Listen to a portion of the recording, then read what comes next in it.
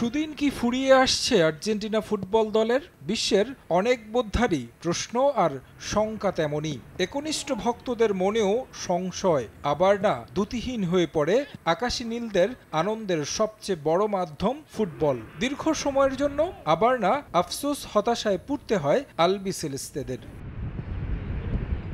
মূলত এই প্রসঙ্গ আসছে আনহেল ডি মারিয়ার অবসরের পর থেকে। আর্জেন্টিনার বহু জয়ের নায়ক, ক্রাইসিস ম্যান খ্যাত খেলোয়াড় বিদায় জানিয়েছেন আন্তর্জাতিক ক্যারিয়ারকে। ৩৭ বছর বয়সী লিওনেল মেসির সার্ভিসও বা কতদিন পাবে জাতীয় দল? ফিটনেস ঠিক রাখতে বেশ লড়াই করতে হচ্ছে তাকে। তারপরও ক্যারিয়ারের সায়ান্নে নির্ভারী থাকতে চাইছেন তিনি। সব মিলিয়ে মাঠে কিছুটা অনিয়মিত এলিমটেন।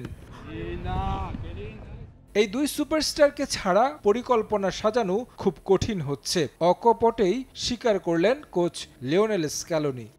তাদের শূন্যতা পূরণ করা সম্ভব নয়। মেসি এবং মারিয়া দুজনই ইউনিক প্লেয়ার। মারিয়া অবসর নিয়েছে, এখন যদি তার মানের কাউকেই খুঁজতে থাকি তাহলে সময় নষ্ট ছাড়া কিছু হবে না, কারণ তার মতো কাউকে পাবো না। রাইট কিংবা লেফট উইং দুই দিকেই খেলতে পারত সে, এখন ওই সার্ভিসটা আমরা পাবো না। তাই খেলার স্টাইলে কিছু পরিবর্তন আনতে হবে। আমি বলছি না যে একেবারে বদলে ফেলতে হবে, কিন্তু কৌশলগত কিছু পরিবর্তন করতে হবে।